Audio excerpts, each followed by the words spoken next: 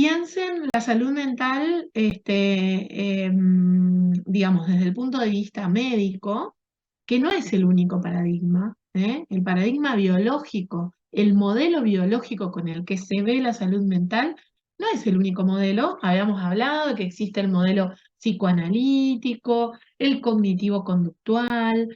Hay otros modelos que son más marginales, como el psicodinámico. Hay un montón de modelos con los cuales se ve, digamos, el psiquismo humano y los padecimientos psíquicos, ¿eh? Nosotros necesariamente tenemos que darle el modelo biológico, aunque no es el único ni tampoco el único con los que nos manejamos.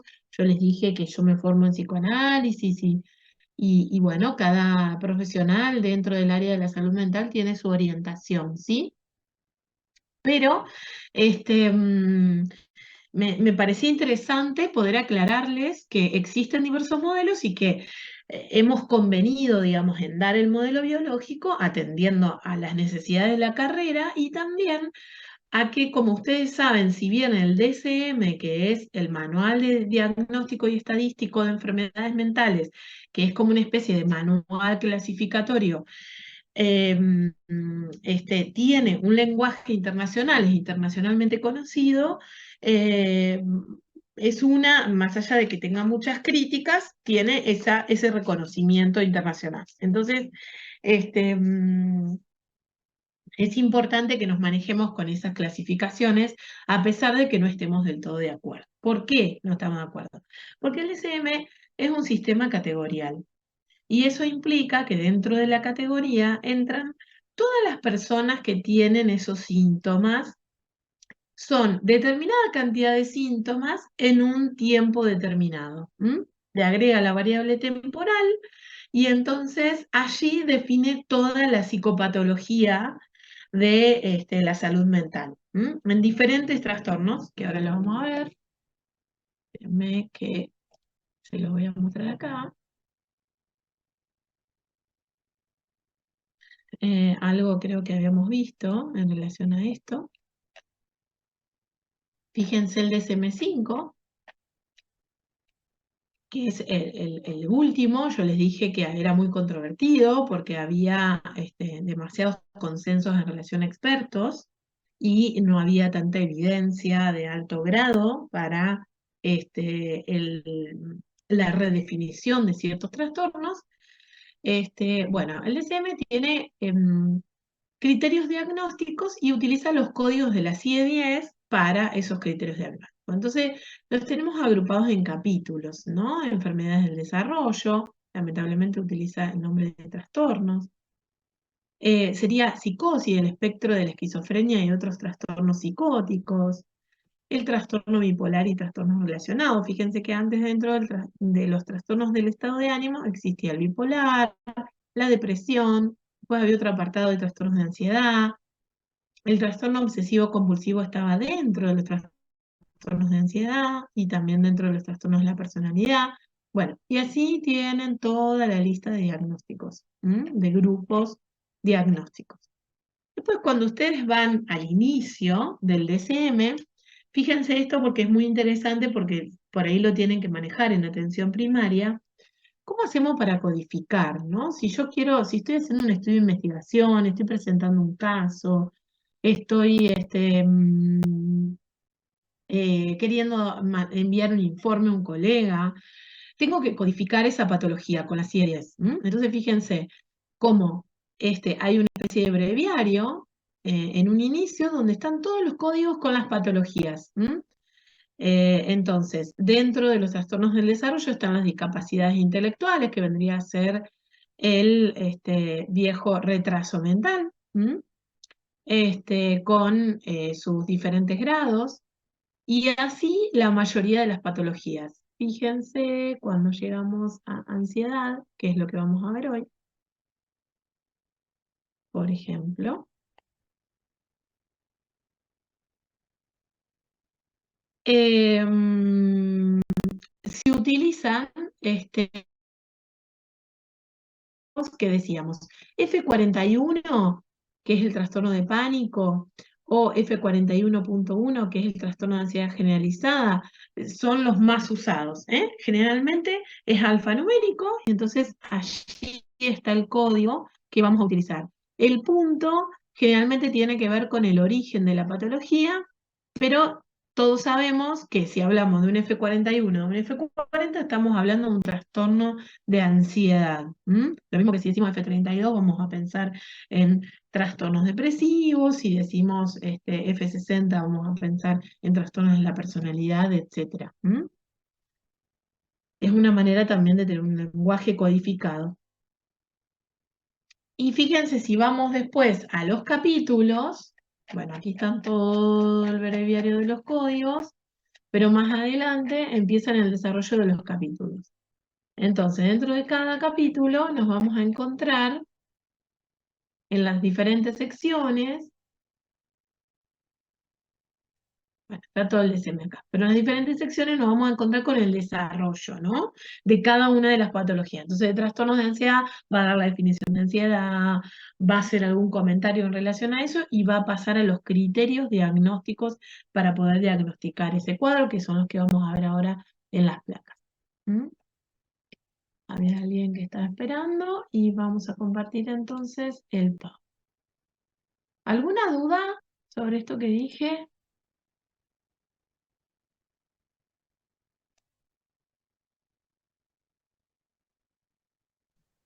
No, profe. Ok, bien. Bueno, entonces, les decía, antes de empezar con ansiedad propiamente dicha, si pensamos en salud mental, vamos a pensar entonces en la semiología psiquiátrica. ¿Qué tipo de síntomas vamos a recabar de esa semiología para poder llegar a construir los cuadros clínicos? Y luego la psicopatología, que vamos a tomar en principio la del DSM, que están divididos en todos esos trastornos que les mostré recién. Y luego la terapéutica, que tiene que ver con los 4 grupos farmacológicos que vimos ayer. Entonces, si pensamos en salud mental, vamos a pensarlo en ese orden, ¿no? Como veríamos cualquier enfermedad de la clínica médica.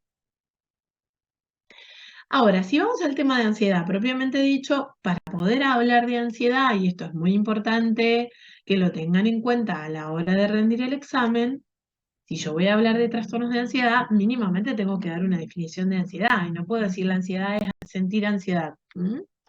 Entonces, es importante poder expresarlo. Fíjense cuántas cosas dice esta placa en relación a eso. Es un estado emocional desagradable que va también a manifestarse con ciertos cambios fisiológicos y psicológicos. Generalmente es una respuesta a una situación objetiva. Por eso el paciente muchas veces no puede responder por qué, digamos, se sintió de una determinada manera, porque no hay una situación puntual. Hay diferentes que sí hay una amenaza tanto real como imaginaria, ¿no? La ansiedad también es una manifestación de un conflicto intrapsíquico, generalmente anticipándose a la respuesta. Esta es como la palabra cardinal, ¿no? Que nos ayuda a definir la ansiedad. La ansiedad implica estar en un estado de cierta disociación, de cierto estado desagradable, anticipatorio respecto de algo. Un problema que creo que va a ocurrir, una situación que tengo que resolver, algo que me genera incertidumbre. En fin, también podemos decir que es un sentimiento vago de intranquilidad, de incertidumbre, de impotencia, un estado de tensión. Bien, todas esas definiciones podemos utilizar para ansiedad. Yo le voy a mostrar un poquito después algunas cuestiones que tienen que ver con ambos DSM, en función de que el 5 es muy nuevo y, como les decía, es rechazado por muchos colegas y muchos se siguen manejando, por no decir la mayoría, con el DSM-4. Bien, entonces, obviamente que dentro de lo que el organismo detecta como situaciones ansiogénicas, va a generar una señal de alerta, ¿no? Contra ciertas amenazas de daño corporal, dolor, puede ser también imaginarias, ¿no? Físicas, frustraciones, de necesidades corporales, de separación, de éxito o a la integridad de uno mismo, ¿no? Esto obviamente incita a tomar ciertas medidas al organismo para prevenir esa supuesta amenaza y reducir las consecuencias. Esta respuesta dependerá de la relación que el sujeto tiene con cierta capacidad de resiliencia, de poder amortiguar, ¿no? Ese estímulo o ese posible daño y la característica del estímulo, ¿no? Si el estímulo es muy intenso o hay una baja posibilidad de resiliencia, entonces vamos a tener más manifestaciones. ¿Mm? Bueno, dentro de los síntomas hay diferentes niveles sintomáticos, ¿no? Y si bien tenemos síntomas fisiológicos, también hay síntomas psíquicos, conductuales, cognitivos. Fíjense la cantidad de sensaciones que se pueden combinar en un cuadro de ansiedad. Pero estas son muy características. El paciente nos dice sensación de perder el control, de que me estaba volviendo loco, de morirme. Asociado a veces, ¿cuál es el caso típico de un cuadro de ansiedad? Por lo general están muy vinculados a los episodios panicosos, pero el paciente, ¿qué nos refiere? Un paciente joven, de mediana edad, viene y nos refiere que de la nada empezó a sentir dolor de pecho, sudoración, sensación de ahogo, sensación de que se iba a morir, de que algo grave le iba a pasar, que algunos serán más hipocondríacos y sienten que puede ser un infarto, un ACV o alguna cuestión vinculada a algo orgánico, y otros hablan más de síntomas flu, digamos, que no implican ninguna patología en particular, pero que sí refieren a sensación de intranquilidad, de aturdimiento, con falta de concentración, miedo a moverse, a estar solo, miedo a salir, si tenían algún evento, alguna circunstancia. Es habitual. Al paciente le llama mucho la atención que eso se puede dar mientras está mirando tele, mientras tiene que asumir una situación de examen o mientras recientemente le ha pasado algo como un asalto, por ejemplo. Puede haber situaciones que lo originen, como no. Puede no haber ningún tipo de situación. Fíjense dentro de los síntomas conductuales, ¿no? Comportamiento de alerta, cierto bloqueo afectivo, de no querer sentir nada, inquietud motriz, ¿no? Preocupación, fase de sorpresa, de preocupación, de miedo, posturas corporales cambiantes que va adoptando el paciente dentro de la entrevista. Es una causa muy común de consulta. Y dentro de los cognitivos, obviamente que empieza a haber pensamientos injustificados, emociones negativas, sensación de que es a todo o nada, de que todo lo que se hace va a ser inútil, de que tiene dificultad para concentrarse, para memorizar, ¿no? Y depende cómo vayan durando esta sintomatología, esta reacción del organismo y del psiquismo, va a ser la cantidad de síntomas, la persistencia del síntoma, el diagnóstico al que podamos arribar.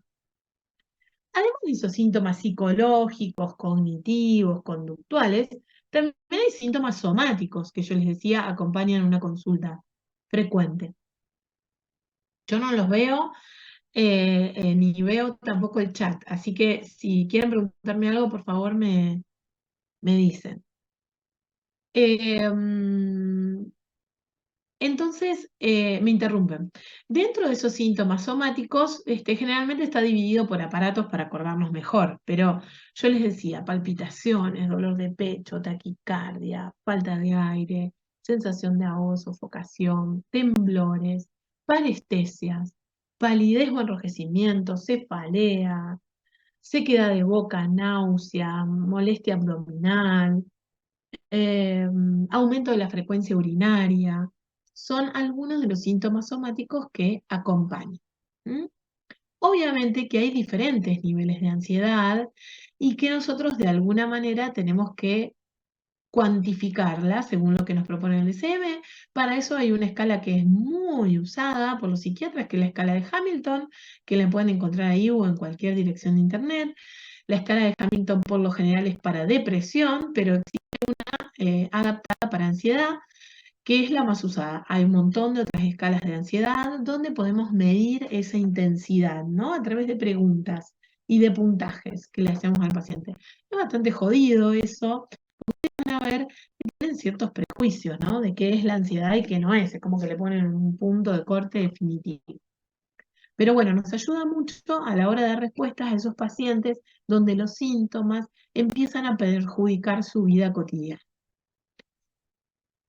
Dentro de lo que decíamos en la clasificación de los trastornos de ansiedad, vamos a tener para el DSM-5 los trastornos de ansiedad y los otros relacionados con traumas y factores estresantes. Por eso está dividido la clase en el abordaje de la ansiedad y por el otro lado de estrés. Antes el estrés postraumático estaba dentro de los diagnósticos de ansiedad.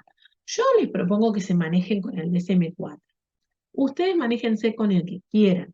Si ustedes quieren manejarse con el 4 o con el 5, da igual. Lo importante es que ustedes justifiquen. Si ustedes me van a decir la clasificación del DSM-4 y me van a hablar de trastorno de ansiedad generalizada, trastorno, si yo les pregunto, por ejemplo, en un examen, ¿qué es la ansiedad y qué trastornos de ansiedad conoce?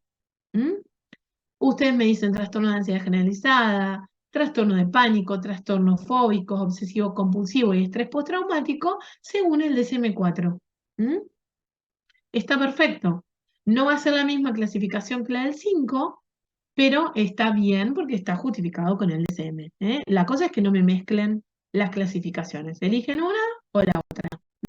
Ambas son válidas en la actualidad. Como yo les dije, la mayoría de los colegas se manejan todavía con las del 4, que son estos los diagnósticos, pero empezamos a darles el tema del 5 porque es algo que ya está instaurado desde hace varios años. Entonces, fíjense, lo que ustedes tienen en el aula virtual es la clasificación del 5. Yo se las agrupé un poquitito mejor para que entendamos de qué se trata lo que engloba los trastornos de ansiedad. El arquetipo, el modelo general de los trastornos de ansiedad es el de ansiedad generalizada. También está el trastorno de pánico, está el trastorno de ansiedad social, o la llamada fobia social, que antes era la agorafobia, que se incluía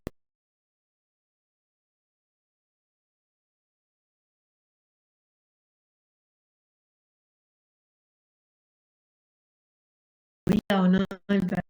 Las que antes solamente se veían en niños y que se han agregado dentro de los trastornos de ansiedad general. ¿Mm? Fíjense cómo, ahora vamos a ver los criterios diagnósticos.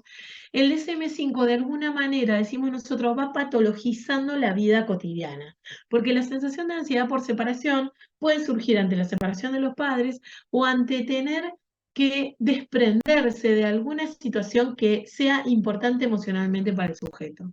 ¿Mm? Entonces, lo que antes era, no sé, supongamos, en un niño de la primaria, tener que despedirse de la escuela para pasar al secundario porque se cierra una etapa y de los docentes que tuvo en séptimo grado. Puede ser un trastorno de ansiedad por separación cuando antes era una cosa habitual de la vida cotidiana del sujeto.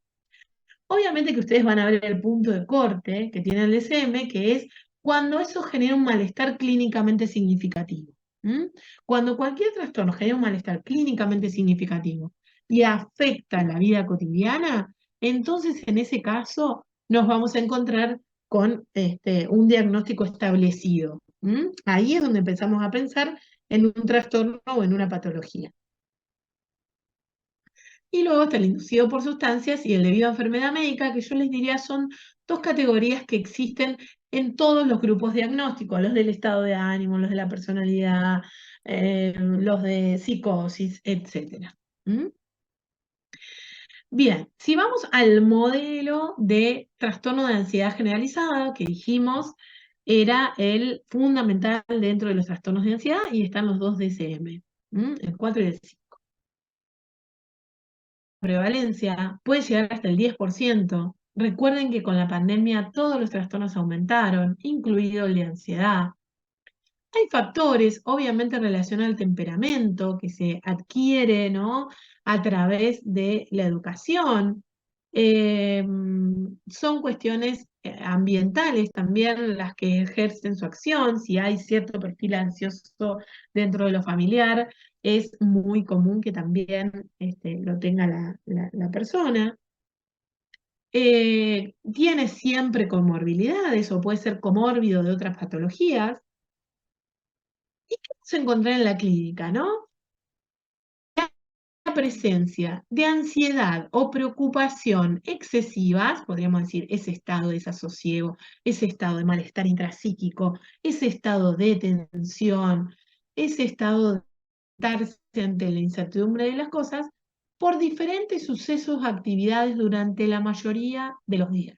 Eso es el criterio más importante de diagnóstico del trastorno de ansiedad generalizada. Profe, Esto, sí, profe, quizás es media tonta la pregunta, pero ¿cómo sí, sí, no, no, diferenciaríamos no. esta clínica de una depresión? O sea, porque también es como que se sienten en ese estado de desasosiego, eh, pero ¿cómo lo diferenciaríamos? ¿O Esto pueden es muy importante. coexistir? Sí, exactamente. Es muy importante la pregunta de la compañera porque en relación a la clínica no crean que se da poco esa distinción. De todas maneras, en el trastorno depresivo, cuando lo veamos, ustedes van a ver que en los cuadros del estado de ánimo hay síntomas que son bien característicos de la depresión, como la tristeza vital, la angustia, la anedonia, la clinofilia. Son síntomas clínicos que son bien propios de la depresión. ¿M? Después hay otros síntomas que comparten, como puede ser el insomnio o la preocupación excesiva, que pueden compartir, digamos, tanto depresión como ansiedad. Y también pasa que a veces hay síntomas mixtos. ¿M? Hay síntomas depresivos, pero también existen síntomas ansiosos. Hay que ver un poquito la historia del paciente. Si los dos síntomas, los dos grupos sintomáticos se presentan simultáneamente, vamos a hablar de un cuadro mixto de ansiedad con depresión. Si vemos que el cuadro ansioso siempre estuvo a lo largo de la vida del sujeto y esta vez se asocia a un cuadro depresivo, vamos a decir que son comórbidos o al revés, puede ser un paciente con distimia que recientemente presenta ansiedad. Y fíjense, cuando estén solamente presentes los síntomas ansiosos, entonces ahí hacemos bien la diferenciación. Cuando ustedes vean los criterios diagnósticos de trastorno del estado de ánimo, por ejemplo, depresión moderada o depresión mayor, van a ver que son totalmente diferentes. ¿Sí? Entonces, por un lado están los síntomas anímicos, por otro lado los de ansiedad, y pueden existir comórbidamente o pueden devenir el uno el otro. ¿Sí? ¿Se entendió la Sí, sí, gracias. explicación? Bien. Entonces, fíjense, síntomas propios de ansiedad, preocupación excesiva por diferentes sucesos, la mayoría de los días. Difícil de controlar esa preocupación. El paciente no puede cortar con ese pensamiento. Le va a generar síntomas físicos, inquietud, fatiga, dificultad en la concentración, irritabilidad, tensión, problemas en el sueño. La persona está permanentemente intentando anticiparse a otras situaciones y tiene un padecimiento psíquico de eso. Es ego distónico, es decir, es un síntoma con el que la persona no se siente conforme, ¿eh? Se queja de esa sintomatología, no dice que bueno que estoy una luz, me voy adelantando a todo, resuelvo las cosas por adelantado. ¿M? El paciente, esas pueden ser los inicios. Después empieza a quejarse, ¿no? De eso. Y pueden comenzar con algunos síntomas somáticos, y después aparecer la preocupación o el malestar intrapsíquico. ¿Se entiende?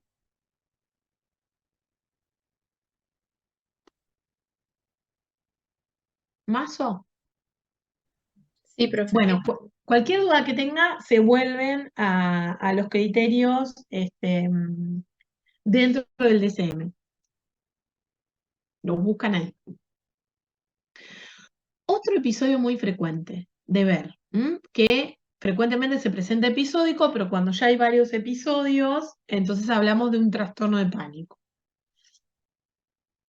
Esto es de aparición súbita. De la nada, la persona tiene que cortar con lo que está haciendo, porque ese temor es intenso. Dura pocos minutos, pero tiene una expresión muy aguda. ¿Mm? Y tiene que haber 4 o más de estos síntomas. Todos los síntomas que hablamos de ansiedad en general al principio pueden estar en un episodio de pánico. Generalmente el paciente dice, miedo a volverme loco, sensación de opresión, cabeza vacía, sudoración, parestesias, pero fíjense la cantidad de síntomas que puede tener. ¿Mm? Yo les diría, todos los de ansiedad pueden estar incluidos dentro de esos 4. ¿Mm? 4 o más de aparición súbita, por eso les puse en negritas ahí, ¿eh? Bien. Otra característica importantísima, son autolimitadas. La ansiedad generalizada se caracteriza por un estado aprensivo flotante, permanentemente está ansioso el paciente. En cambio, en el pánico es episódico y autolimitado. El episodio se pone agudo, sube de intensidad y después solo calma. A veces esa duración es una eternidad para el paciente, 5 minutos, 10 minutos de síntomas. Entonces, por eso medicamos agudamente con benzodiazepina, habíamos dicho. ¿Mm? Le damos al paciente en ese momento para que la benzodiazepina actúe allí y pueda reducir la duración del episodio, reducir la intensidad de los síntomas a largo plazo. Pero es un tratamiento en agudo. Nosotros, para tratarlo de manera a largo plazo, vamos a usar IRS. ¿Mm? ¿Qué IRS? Principalmente es citalopram y sertralina. Pero si el cuadro es de mucha ansiedad, podemos pensar en una paroxetina, por ejemplo. ¿Sí?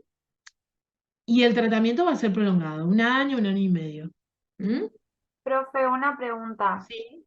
¿El trastorno del pánico sería lo que se llama la crisis de angustia? O sea, ¿son lo mismo o son dos cosas totalmente distintas? Crisis de angustia puede ser simplemente un episodio de angustia reactivo a alguna situación, o puede ser un episodio de angustia que asocie todos estos síntomas vegetativos, de todos los sistemas, psicológicos, cognitivos, conductuales. ¿Mm?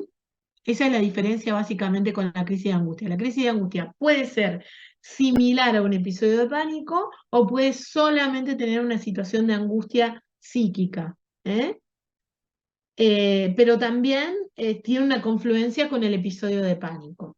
Cuando ya hay varios episodios, entonces hablamos de un trastorno de pánico, cuando se dio más de un episodio. Pero sí, muchos lo utilizan como un sinónimo, la crisis de angustia. Buenísimo, gracias. Por eso es importante no definirle al paciente. El paciente viene a la guardia, ¿qué tengo? ¿Tengo pánico? ¿Estoy loco? ¿No? ¿Me estoy volviendo loco? Es importante mencionar con ciertos significantes que al paciente no le generen, digamos, después una contradicción con el profesional que lo vea. Entonces, le podemos decir, bueno, entendemos que esto fue una crisis de angustia. Sería bueno que te evalúe un especialista y que te vaya conociendo. Con una sola evaluación no podemos decir. ¿Mm? Es importante eso, para devolverle al paciente, ¿sí? Porque si no, el paciente viene, me dijeron que tengo pánico, o creo que tengo pánico. Bueno, vamos a ver qué síntomas tiene para poder después dar esa definición. ¿Mm? Generalmente realiza conductas evitativas, ¿eh? Y tiene cierto riesgo de suicidio, porque en esa sensación de intensidad aguda, el paciente puede pensar cualquier cosa. La evitación, que es, por ejemplo, si los episodios ansiosos aparecen al encontrarse con amigos, con gente, en determinados sucesos, en determinadas situaciones, tiende a evitarlos, obviamente. Otro apartado dentro de lo que serían los trastornos de ansiedad para el DSM es la fobia social, ¿m? Que se vincula con esas conductas evitativas, podríamos decir, ante cualquier situación donde la persona esté expuesta, ¿eh? a un examen por otras personas, si tiene que dar una clase, si tiene que dar un examen, si tiene que hablar en público, si tiene que exponerse a hacer una performance delante de un montón de personas.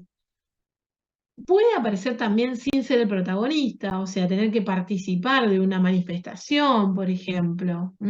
Sería lo que antes era un cuadro de ansiedad con agorafobia, que era fobia a espacios abiertos, y aparecía esta cuestión de la ansiedad social, ¿no? De lo que tenía que ver con grandes tumultos de gente. Bien, y las específicas tienen que ver con un objeto, ¿sí? Todo ese temor, esa ansiedad intensa aparece ante el pensamiento, la aparición o la sugestión de algún objeto en particular, que hay un montón, ¿no? Puede ser la sangre, los botones, lo que quieran, plumas, de lo más inverosímil. Por supuesto, las conductas evitativas son otra de las cuestiones fundamentales dentro de la fobia. Vamos a detenernos un poquito en ansiedad por separación y mutismo selectivo, que como les dije son una novedad, digamos, dentro de los trastornos de ansiedad. Fíjense que tiene una gran frecuencia en pacientes menores. Se puede dar a cualquier edad, pero generalmente se produce en pacientes menores. Y ese malestar excesivo y recurrente se prevé una separación. Tanto del hogar como figuras de mayor apego, alguien que viene a una separación del vínculo parental, como les dije, una separación en una etapa determinada, pasar del maternal al jardín, del jardín a la primaria. Generalmente aparece ante estos cambios de situaciones repentinas, ¿no? Y obviamente aparece la angustia, la sensación de poder estar enfermo, llama la atención, resistencia a salir de casa, conductas evitativas, pesadillas, miedo a estar solo cuando antes era un niño que se desarrollaba de manera independiente. Pueden ser la antesala de lo que después puede ser una depresión, un trastorno obsesivo compulsivo. Recuerden que todos los otros trastornos los vamos a diagnosticar por encima de los 18 años. Hasta ese momento son cuestiones que son un preludio, ¿no? De los trastornos de la vida adulta. Y en el mutismo selectivo aparece un poco esta sensación, lo que podríamos llamar una timidez excesiva, ¿no? Una sensación de fracaso constante en hablar en situaciones socialmente específicas, como puede ser en la escuela, en un grupo de amigos, sentir timidez, sensación de humillación social, aislamiento, retraimiento. El sujeto tiene pensamientos recurrentes de que va a caer mal, de que no va a ser aceptado por los otros. Generalmente tiene ciertos rasgos de dependencia, ¿eh? Es lo que después puede derivar en un trastorno de la personalidad por dependencia. Bueno, no son tan importantes. Me conformo con que sepan bien trastorno de ansiedad generalizada, pánico, que son los más frecuentes, y fobias. Profe, y estos Sí, últimos que no son tan sí. frecuentes, serían, no se medican o sí, o solamente con la terapia ya es suficiente poder paliar los síntomas. Todos los fármacos han demostrado ser eficaces siempre que exista primero otros medios no farmacológicos como tratamiento. Entonces, siempre vamos a indicar primero psicoterapia, antes que irnos a la cuestión farmacológica. Y sí, efectivamente, con estos más todavía, no solo por la edad de los pacientes, sino también por la gravedad sintomática que muchas veces permite que se controlen sin una necesidad farmacológica. Sí, es muy importante eso. No siempre vamos a realizar un tratamiento farmacológico con los trastornos de ansiedad. Por lo general, tanto las terapias cognitivas como el psicoanálisis funcionan muy bien para estos pacientes, previo a la medicación. Gracias.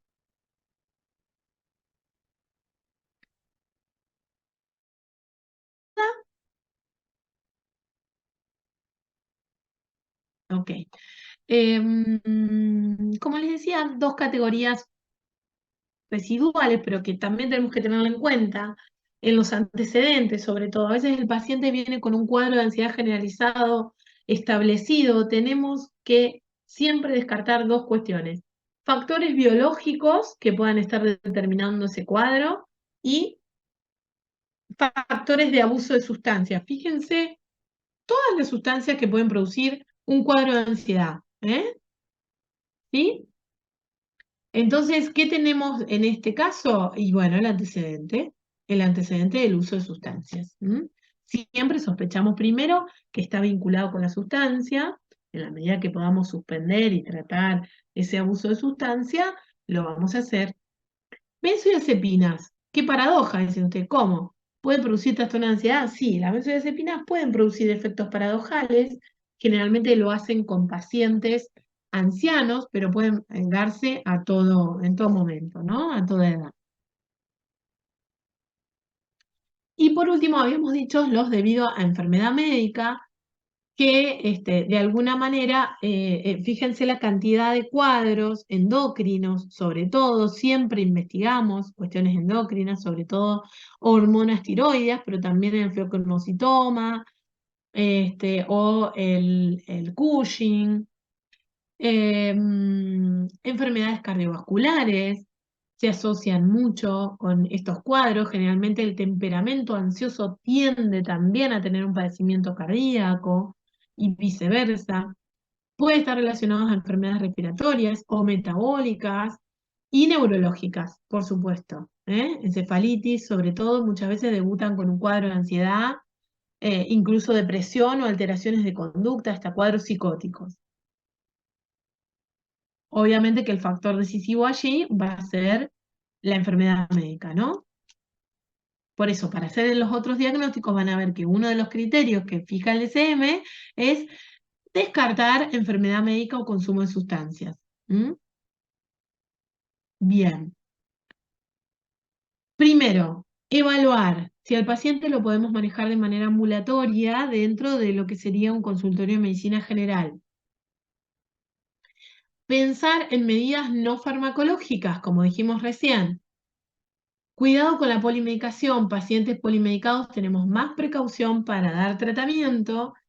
Si hacemos una prescripción de una medicación, generalmente va a ser por un periodo, tanto sea el tratamiento subagudo, en este caso con IRS, como en el tratamiento de agudo con las benzodiazepinas. Nos vamos a proponer controles frecuentes con el paciente para poder evaluar el retiro de las benzodiazepinas, si ya no hay episodios, y luego el retiro de los IRS.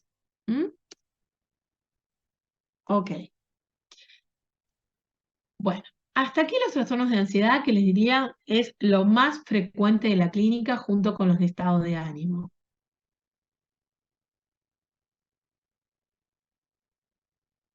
¿Alguna pregunta?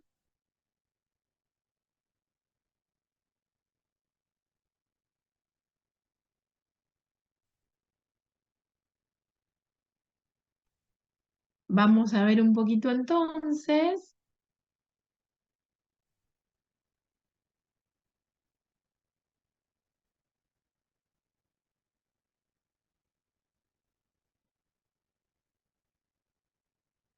Algo de estrés. Recuerdan que habíamos dicho dentro del DSM-5 teníamos dos apartados: los de ansiedad y los relacionados con el estrés. Recuerden que antes el trastorno de estrés postraumático, que van a escuchar hablar hasta el día de hoy, porque como les digo, esta clasificación se usa poco, es incluido dentro de los trastornos de ansiedad, dentro del 4. En el DSM-5 no, está en un apartado fuera. Y fíjense cuáles son los diagnósticos que forman parte: trastorno de apego reactivo, trastorno de relación social desinhibida, trastorno de adaptación, que también se confluyen muchos de los síntomas con el trastorno de ansiedad por separación. Y principalmente los dos que formaban parte de los trastornos de ansiedad en el caso del DSM-4, que es el de estrés postraumático y el de estrés agudo, que son los dos fundamentales que a mí me gustaría que sepan. algunas cositas de cada uno. El de apego reactivo habla de un patrón constante de comportamiento inhibido, emocionalmente retraído hacia sus cuidadores, no busca consuelo, no se deja consolar. Es difícil, digamos, de diagnosticar, es más de aparición en la infancia, es más de manejo del psiquiatra. Por eso es que le digo, no es tan importante. Y fíjense cómo esto puede pasar cotidianamente en un niño que es retraído, pero que después va a desarrollar otras capacidades. Bueno, en este caso, ese patrón de comportamiento es considerado patológico.